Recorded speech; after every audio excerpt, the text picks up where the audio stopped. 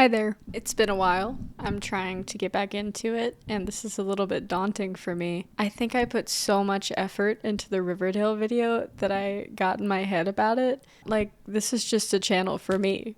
I kind of forgot that nobody's watching except my friends and me. I've crafted this chill space for us to hang out in, and today my goal is to craft a 24-hour movie marathon for my worst enemy.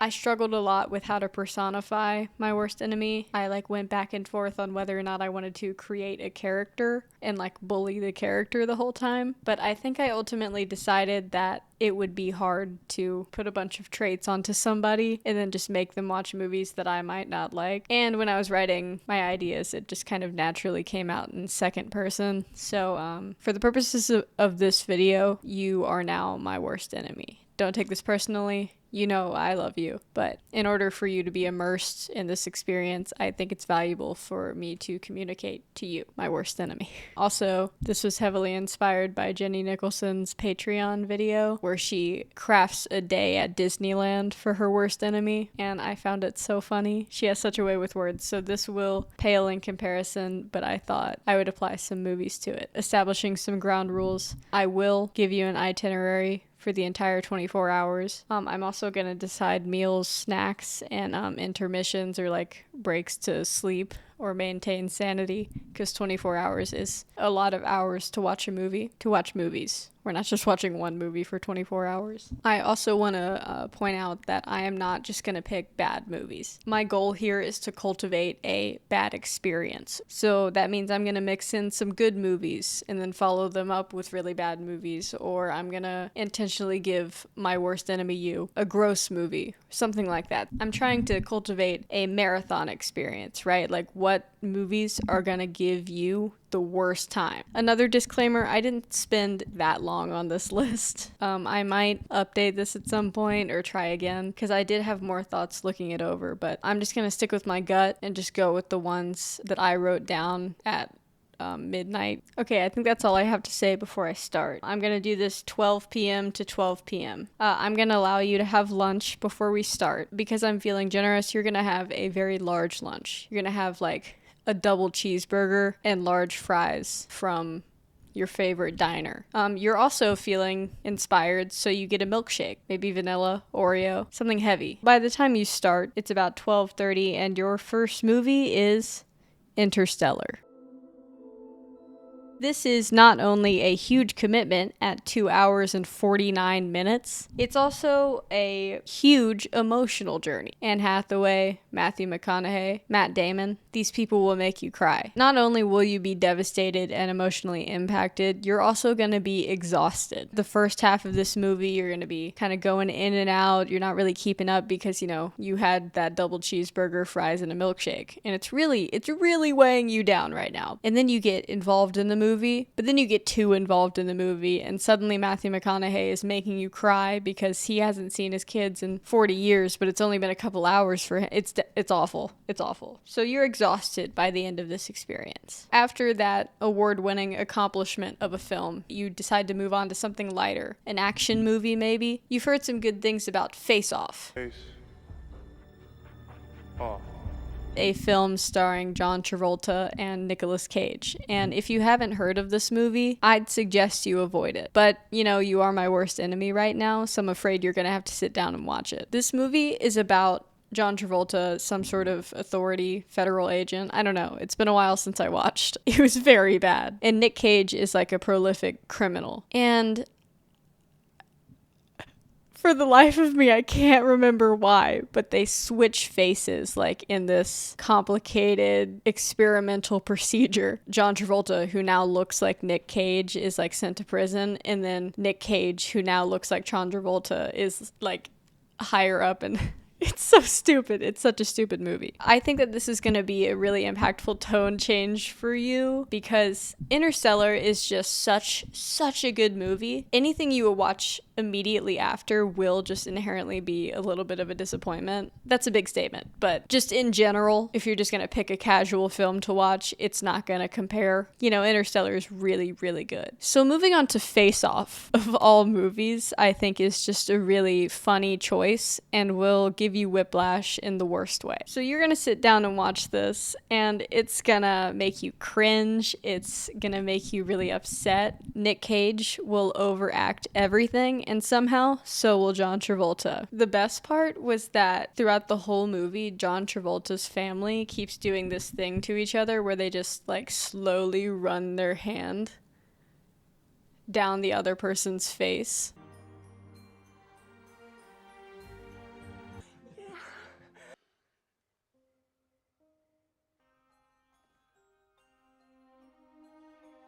I guess to show that they love them. Raise your hands if you've done that, viewer. And we're like, okay, like, this is weird and strange, and we're having trouble reconciling how often it's happening. We're like, okay, maybe it's a family thing, like an inside joke. But then they adopt this kid at the end of the movie, and this girl, like the teenage daughter, is meeting this kid for the very first time, and she goes, "Hi, I'm Jamie." It just does it to this little kid's face like a freak. My name's Jamie. It's a weird movie. Anyway, I'm getting off track. The point is, my worst enemy, you, are gonna have all the same reactions I did, which is, hey, what the hell is this movie and why do people like it? Is it camp? Is it stupid? Certainly both, but it will be a downgrade after watching Interstellar. It is 2 hours and 18 minutes, which is very clearly too long. Whatever joy you had at how ridiculous it was is really saturated by the time you get to the 2 hour mark, but it just keeps going. I have written here, it's now 5:30 p.m. You decide to power through one more movie before eating dinner. You're still mostly full from your gigantic lunch that I gave you. Very generous of me. And Face Off made you so upset that you kind of lose your appetite. Oh, I don't have earrings in. I'm gonna go put earrings in. Should I? Yeah, I will. Now I've lost all my momentum. You're mostly full from your big lunch, and Face Off made you so upset you lost your appetite. I am projecting that on you, but that's how I felt about Face Off. God, I'm a mess. Desperately hoping for some redemption, you decide to move to a different Nick Cage movie, and you're gonna watch 2024's Longlegs. If, as they say, you're a fan of the channel, you know how I feel about Longlegs. That movie is bad, okay? Everyone says it's really scary. It's not. It's stupid, and Nick Cage is ridiculous. On my last video, I think I was unsure about it. I hadn't made up my mind. I was like, I need to rewatch it. But you know what? Every time I think about rewatching it, I get more angry. So now I've doubled down. I've made a decision. Longlegs is bad. God, it's an hour and 40 minutes and it feels like forever. If you're not in the know, Longlegs is supposed to be like this Silence of the Lambs style crime serial killer movie with Nick Cage as Longlegs, this mysterious killer who keeps leaving messages at his crime scenes. Micah Monroe plays this agent who's trying to hunt him down, but it's so disappointing. Nick Cage is so stupid in this role. It makes no sense. It's much more of like a tone piece than a movie because it's like there's barely a plot. The literal devil is the main villain. So anyway, what I'm trying to say is that you, my worst enemy, are really struggling after watching Face Off, a movie so ridiculous and stupid, and then moving on to Longlegs, which touts itself as a very highbrow horror, and it's just frustrating. You're now frustrated, and you've spent most of your day watching these movies. Interstellar was a bright spot, but damn, you're still thinking about how disappointing the next two movies were. It's now 7:30 p.m. I'm offering you a quick 20-minute break to shower, maintain your hygiene. You also are allowed to order a pizza. You're gonna stick to the horror genre because I like it and because a lot of the movies I think of when I was thinking about what I was gonna put in this list were horror movies, okay? Don't get off my back. You're gonna try 2019's The Curse of La Llorona. Unfortunately, this movie is atrocious. It's just a real slog. It is so predictable. It is so generic. Like, it's just a bad movie. And I think the one highlight is when this little girl goes flying through the air like a rocket. I got Missy. I didn't break the beans. Like, I think it jolted me out of my chair and I was falling asleep because this movie is boring. So it's just gonna make you angrier. You're probably pissed at me by now. And to that, I say, why did you let me make the list? Checkmate. Thankfully, this movie is only 90 minutes. Your pizza did arrive mid-movie, which was like a good break from how angry you are. But like, it arrived a little bit too late. You got like a little too hungry, so you got even grumpier. And then every bad part of the movie just got a little worse because you were still waiting on your pizza. And then it arrives and it's like kind of soggy because they took too long to find your house. And you thank the guy, but he's like a little weird to you. Maybe it's because you didn't tip as much as you should have. You're starting to regret it. It really colors your experience watching The Curse of La Llorona, but it's hard to make that movie worse. You are going to grab a small bowl of ice cream because at your core, you're a sweet tooth, all right? You're my enemy. You're not a psycho. You like ice cream, and this is a special occasion. It's your movie marathon from hell. You're going to move on to another horror movie that you've heard a lot of great things about. It was just shown a lot at this year's Oscars. It's going to be 2024's The Substance.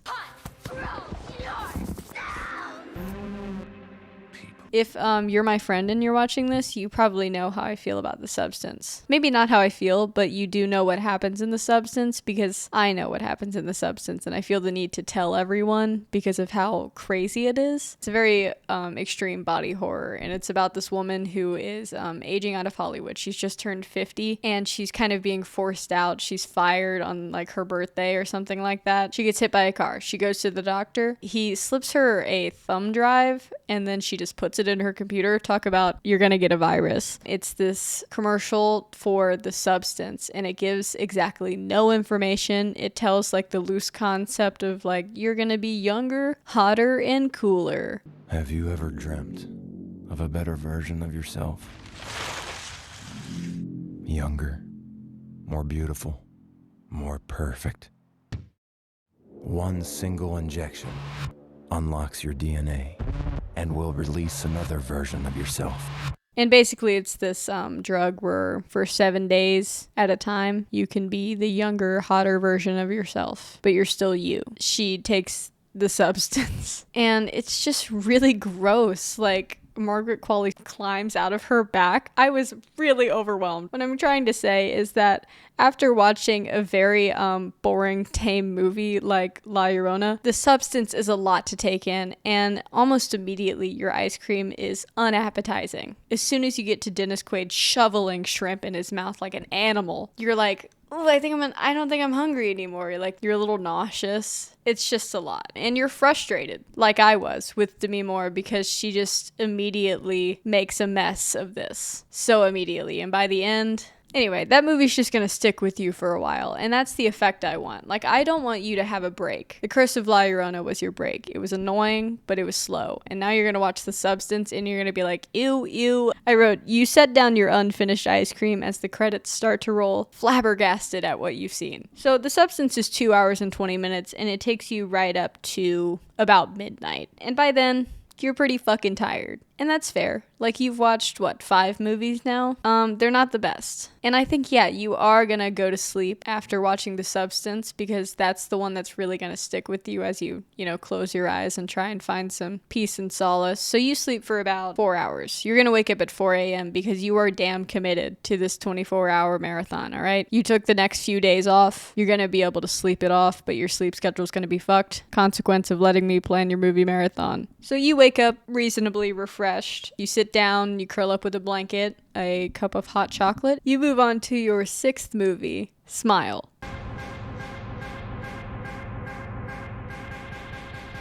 I like Smile. I like it a lot less than the second movie. And I think it's almost hilarious to wake up somebody at 4 a.m., have them sit in front of their screen. It's still dark outside, but the sun's about to rise with like a cup of hot chocolate. They're rejuvenated and they're ready to move on with a positive outlook. And you make them watch a movie like Smile. And that's what I'm doing to you today, my worst enemy. Smile is so intense. It's so bleak. It is so exhausting, and damn is it scary. Those jump scares will have you actually jumping out of your seat if you're paying attention, and you, my worst enemy, will be paying attention to every movie we watch. I should have established that in the ground rules. You can't look at your phone and shit, alright? This is serious business. So you're gonna be glued to the screen watching Smile the whole time, and you're gonna be scared. It's gonna gross you out because it's pretty gory too. I'm waking you up with that because I hate you. Apparently. Smile is really going to be a nerve-wracking experience for you, but it does wake you up. Maybe that was my intention. I made you take this seriously, alright? We're on day 2, and we are going to finish strong. 2 hours later at 6 a.m., suddenly smiles are scary. And you can't stop thinking about that huge-ass monster at the end. By the way, that was a practical effect. Isn't that really cool? But you truck on, because what else can you do? You're locked into this. It's the law. You signed a contract, don't you remember? You're going to move on to now your 7th movie, and I'm going to let you have a break and watch Dear Evan Hansen. Dear Evan Hansen. I'm so excited. This is such a tone shift that I'm like, it's making me laugh so much at the idea of 4 a.m. you've just woken up and you're going to watch Smile and then immediately transition to Dear Evan Hansen. Learn to slam on the brakes. Editing, Elaine, will you insert that clip of him getting hit by the car and Smile too? Learn to slam on the brakes. Before I even turn the key. So you're gonna watch Dear Evan Hansen, and this movie is so painfully sincere and sentimental. It's very emotional. And even though you and I, reasonable people, can both agree that Ben Platt was certainly too old to play a teenager in high school for this role, and he does overact the hell out of everything. He will, like, this movie will make you cry. It made me cry like a baby. Actually, when I saw this movie in theaters, I was with, like, a group of 4 other girls, and we were movie hopping, and I already felt like, ooh, we're movie hopping. This is doing something scandalous. And we went to Dear Evan Hansen first, and the girl on the other end was, like, laughing at all the emotional scenes, and I was like actually holding back real sobs. Like, I was so upset watching this movie. I don't know, it really got to me. Dear Evan Hansen is a musical. It's based on a Broadway musical, but it was recently adapted into a movie with Ben Platt as the starring role. He also plays Evan in the Broadway musical, and he was cast, and it was controversial because he's 30s and Evan is supposed to be a 16-year-old boy in high school. Evan is a very morally gray character in this movie. Evan is a socially anxious kid, and his therapist tells him to write letters to himself to like express his feelings or whatever. So he's in the library and he writes, Dear Evan Hansen, blah blah blah, right? And he prints it out at the school computer for some reason, and this kid takes it, and then he goes and commits suicide because he has this note and it's addressed Dear Evan Hansen. It looks like his suicide note is to Evan. But then Evan gets really swept up in like having a family because Connor, the kid who died, his family reaches out to Evan and like starts to connect with him because he's like the last kind of living reminder of their son, who was like a very damaged kid and seemed pretty aggressive and just messed up, you know? So it's a lot. It's a very intense movie about like some serious subjects, but it is a musical, so like there's a lot of dramatic songs, and I will say that Ben Platt is a very talented singer, but he does look too old. And it's noticeable. So you're gonna watch Dear Evan Hansen, and it's just gonna be such a big tone shift, and you will cry, and you'll just be like overwhelmed by the end, I think. And you'll be like, okay, I think that was bad, but I am still like recovering. That's how I felt. So you're just gonna be going through a lot by the time breakfast rolls around. Oh, it's also 2 hours and 20 minutes, so another slog. Congrats! At the end of 2 hours and 20 minutes, you've mostly recovered from the things you've seen in Smile, but now you have like waving through a window stuck in your head. It's now 8:30 a.m. and you decide you have to have breakfast, so I'll allow it. You take a longer break to like cook yourself some pancakes, maybe make some eggs, leave them a little runny because that's how you like them, I guess. It's 9 a.m. by now. 9 a.m., you're gonna watch your 8th movie, Hard Eyes.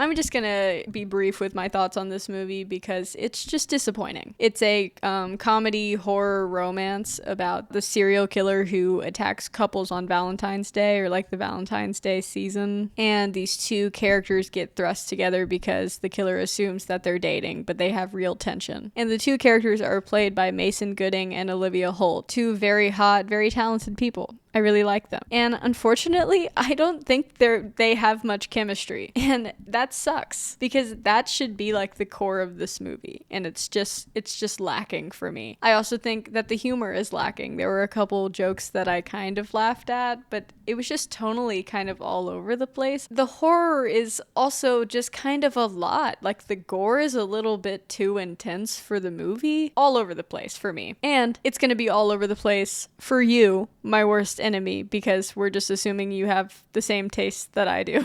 And especially by the time the killers are revealed, it's such a stupid reveal. They try to do like a Scream moment and have it be multiple killers, but it makes no sense because by like the last 15 minutes you know who the killer is because there's only one option of a character you know who's alive and it could be. And you know what? It's her. And then her accomplice is just some guy who was in one scene. I didn't even remember that guy. He took off his mask and I was like, who? And I think they want that to be like a funny thing because the main character does the same thing. She goes, "Who are you?" And he goes, "Come on, like I'm the IT guy. Like you saw me. We talked to each other." This movie's stupid, okay? It took me a couple watches to realize that because I really wanted to like it. It has all the right things. It is just disappointing. It falls flat. And that's what I want for the end of your movie marathon. You're just going to be disappointed. And now for your 9th movie, you have just enough time at 11 a.m. to fit in Madam Web. He was in the Amazon with my mom when she was researching spiders right before she died. An absolute classic in this house, all right? I named my car Cassie because I loved this movie. But goddamn, is it a bad movie? And I think it's also just the worst movie to end a marathon with because God does it drag. The end of the movie is the weakest. Easily. It's like 2 hours. It takes way too long to do anything, but I'm so charmed by it. No, this is just a bad movie to end a marathon with. It's just really tedious. It's poorly made. You might be charmed by Dakota Johnson like I was, or you might hate her like some people do. You know, does it matter at some point because this is just a bad movie. It's lazy. It's such a throwaway. It's kind of insane that I saw this in theaters because it's just, there's no effort, no heart in this movie. It's so funny. It's so funny to watch. I don't know, it brings me a lot of joy. So I'm giving that to you, my worst enemy, even though this will be a slog to get through. But it's going to end and the end credits are going to start playing and you're going to be like, damn, that was shit. What a way to end it. But the end credit song is going to be Dreams by the Cranberries. And you're going to go, wait, was that a good movie marathon? Hold on, was this movie good? Because that's exactly what I did in theaters. Because I heard Dreams by the Cranberries and went, hold on, wait, like, did I have fun? That's what I'm gifting to you. That's like the final bittersweet highlight of this movie marathon is that I'm going to end it so strong with Dreams by the Cranberries that you're going to be like, maybe it was all worth it. I didn't have any notes for the end, so I'm just gonna ramble a little bit. Hopefully this turns out good. I really like this concept. Kudos to Jenny Nicholson. This is just kind of funny. If you haven't seen any of the movies on the list, I'm not sure I'd recommend them except Interstellar, but you know, you can try them out if you want. I hear great things about The Substance.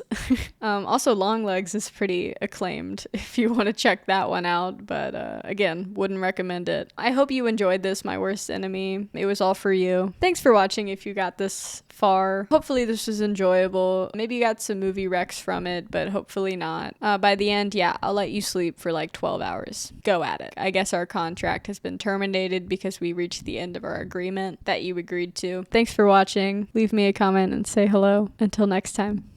And you know the best thing about the future? It hasn't happened yet.